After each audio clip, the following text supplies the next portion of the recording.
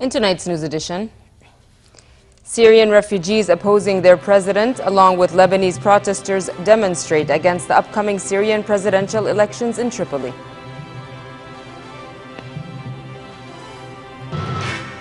Queen Rania takes part in a summit on maternal, newborn and child health in Toronto, hosted by the Canadian Prime Minister and attended by world leaders and international figures.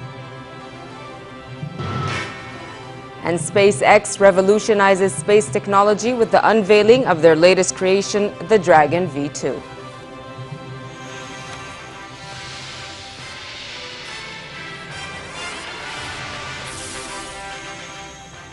Good evening and welcome to the news at 10. Syrian refugees opposing their president, joined by some Lebanese protesters in Tripoli, demonstrated against the upcoming Syrian presidential elections.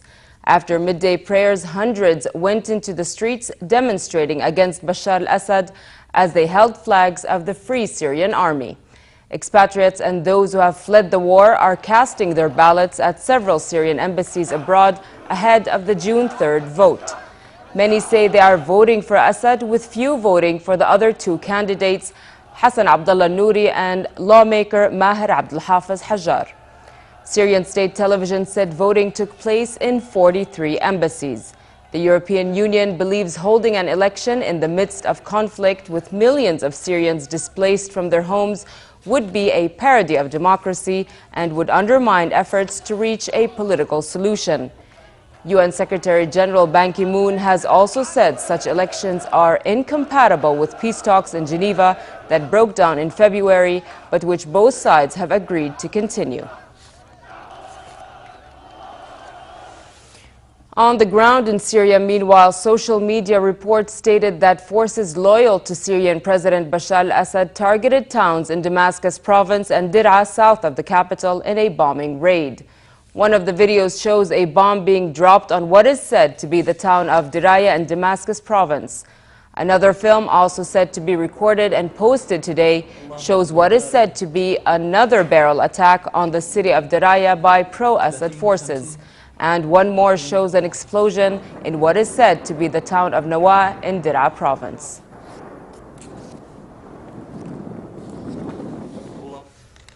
Egypt's interim president has revoked amnesties for 52 people who were pardoned by ousted President Mohamed Morsi.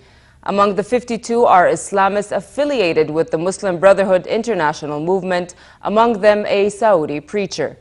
During his one-year rule, Morsi had pardoned a number of Islamists, many of whom imprisoned since the 1990s.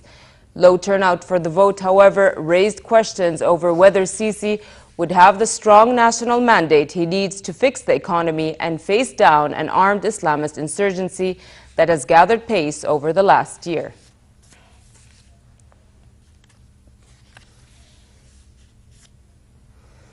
Her Majesty Queen Rania, on a visit to Canada, took part in a summit on maternal, newborn and child health and witnessed the signing of a letter of intent outlining Canadian support to education in the Kingdom.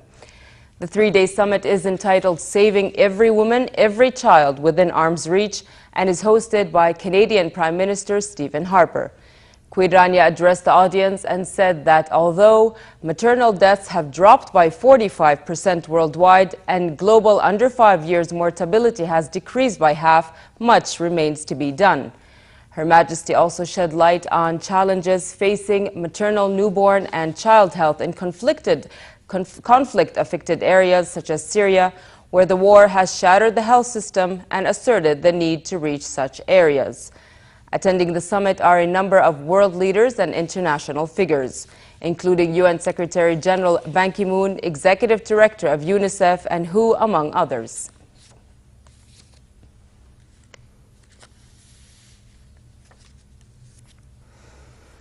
Ukraine's government vowed to press ahead with a military offensive against separatists despite a deadly attack on an army helicopter near Sloviansk city.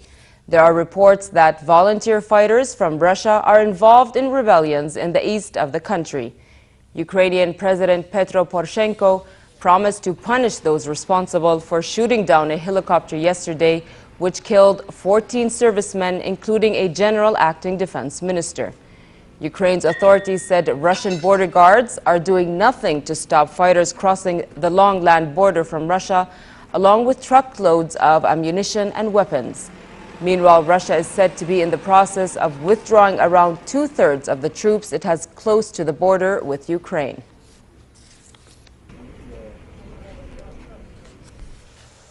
Meanwhile, Russian Foreign Minister Sergei Lavrov, in a telephone call with U.S. Secretary of State John Kerry, urged Washington to pressure Ukraine's interim government to stop its military operation in eastern Ukraine. A Russian Foreign Ministry statement said Lavrov urged the United States to encourage the authorities in Kyiv to immediately cease military operations and begin direct negotiations with representatives of the southeastern region. Earlier in Moscow and in a sit-down meeting with his Slovenian counterpart, Karl Erjavec, Lavrov compared the crisis in Ukraine to those in Africa and the Middle East. He repeated calls for dialogue without precautions with the Ukrainian government to discuss the settlement of the Ukrainian crisis.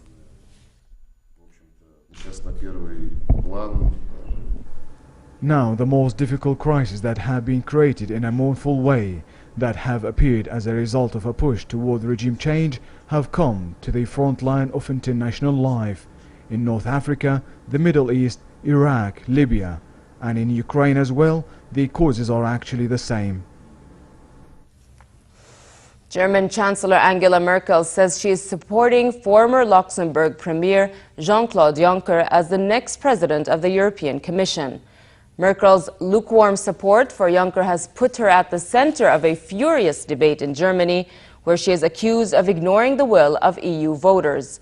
The European Commission chief is selected by EU leaders, but must be approved by the Assembly.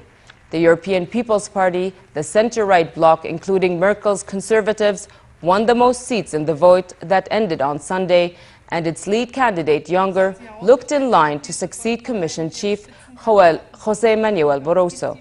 But Merkel emerged from talks with EU leaders 2 days later, saying Juncker faced opposition from Britain's David Cameron and others, and that the top EU jobs had to be decided in talks that would run until late June.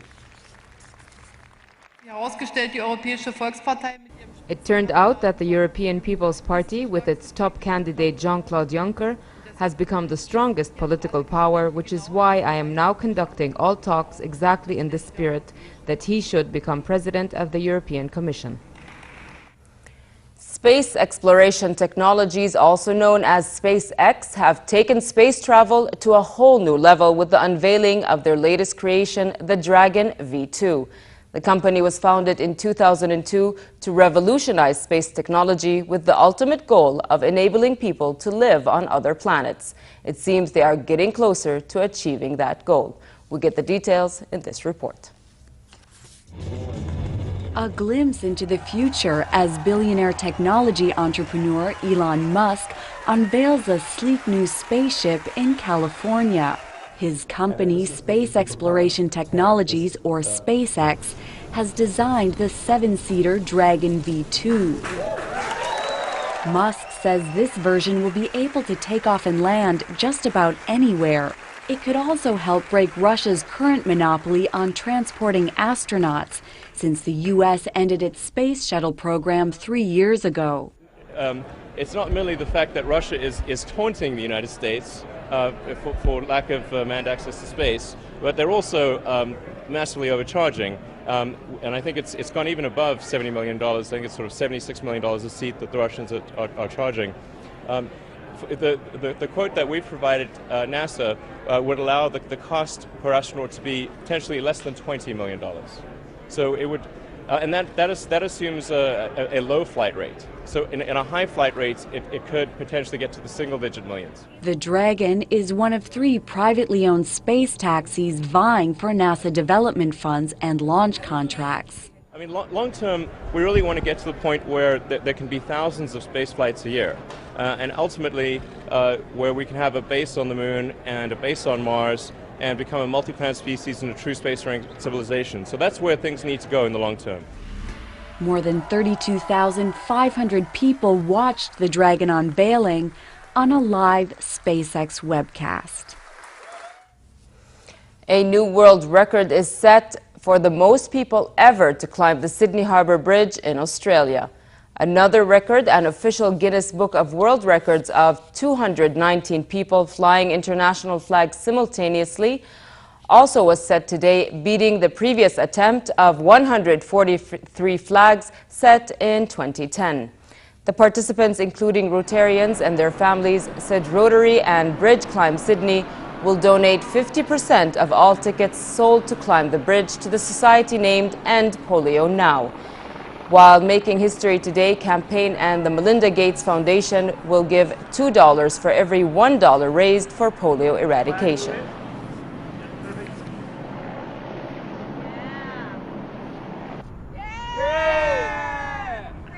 Since 1985, Rotarians have been working to eradicate polio across the globe, and 99% of polio has been eradicated. We have only 3 countries where polio has not been interrupted. The transmission of polio has not been interrupted. We are this close to eradicating polio, and this effort, in conjunction with Bridge Climb, has brought tremendous attention to our efforts to eradicate polio across the globe. An EU court ruling has taken a step towards giving people the right to be forgotten. The ruling will force Google and other search engines to remove certain links from search results. A law giving users a chance to filter their past was first proposed 2 years ago. However, Google opposes the move. The Index on Censorship campaign has warned about the dangers of allowing people to whitewash their personal history. This report has more. Requesting material be removed from Google search results, it could be the perfect solution for those with a murky past. It comes after an EU ruling giving people the right to be forgotten. Google, which processes around 90% of all web searches in Europe, has created an online form for people to submit their requests. It will consider whether the results include outdated information about a person versus whether there's public interest in it. That might be details about professional malpractice, criminal convictions, or the conduct of government officials. The decision by the EU Court of Justice puts Google in a tricky position, as it will now have to interpret the EU's criteria. Chris Beecham is from IG. Google has made its displeasure with this very clear, and I think others will follow. But ultimately, in the face of governments passing this kind of legislation, there is little they can do. But it will just depend on jurisdictions, and so companies, I think, will look to alter their policies as they move from country to country. Of course, for ordinary people, there are always those who will find a way around it. But most people, I think, will simply be rather pleased, generally, I think, that they can actually control the information that is seen on the internet and social media. The case was brought by a Spanish man who had his home repossessed and insisted online information about his finances infringed his privacy. Google is keen to preserve its popularity as a resource for all manner of information and is now bracing for a barrage of requests. It could also face the challenge of processing requests in different languages, some in countries where Google doesn't operate, and failure to meet the EU's criteria for removing information could result in the EU imposing fines.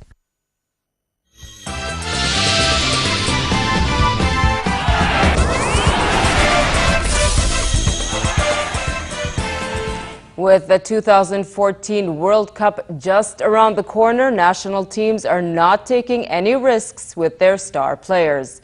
Cristiano Ronaldo will not play against Greece in tomorrow's friendly international in Portugal. Even though Ronaldo arrived at the camp yesterday, so far he has not taken part in training sessions with his teammates and instead is staying at the team hotel to recover from a muscle injury in his left leg.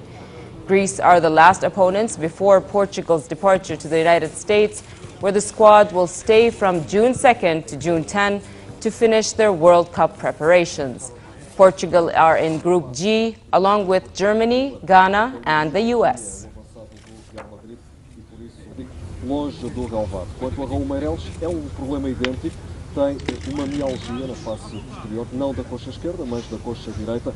Por isso são um encontro de caráter particular, é encontro que serve para preparar. World MotoGP champion Marc Marquez of Spain was fastest in practice for the Italian MotoGP in Mugello. Marquez, who has won all 5 races this season, set a best time of 1 minute 48.0 seconds on his Honda to lead Yamaha's Valentino Rossi, who posted 1 minute 45.3 seconds in practice for his 300th Motor GP. Andrea Inonen was third fastest behind his fellow Italian on his Ducati.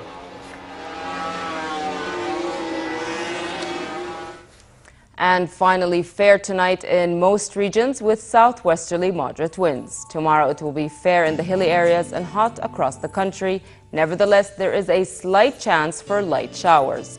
Winds will be northwesterly brisk, stirring dust in the desert areas. The Gulf of Aqaba should expect a warm night and hot day tomorrow with northerly moderate winds and slightly choppy seas. Next are the lows and highs for tonight and tomorrow.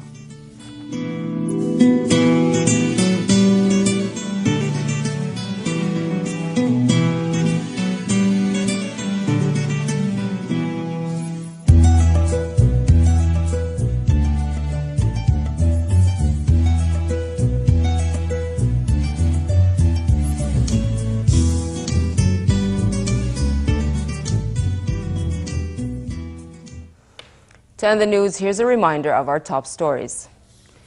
Syrian refugees opposing their president, along with Lebanese protesters, demonstrate against the upcoming Syrian presidential elections in Tripoli.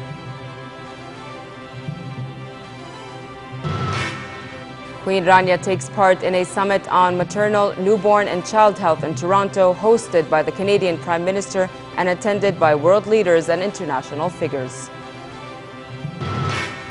And SpaceX revolutionizes space technology with the unveiling of their latest creation, the Dragon V2.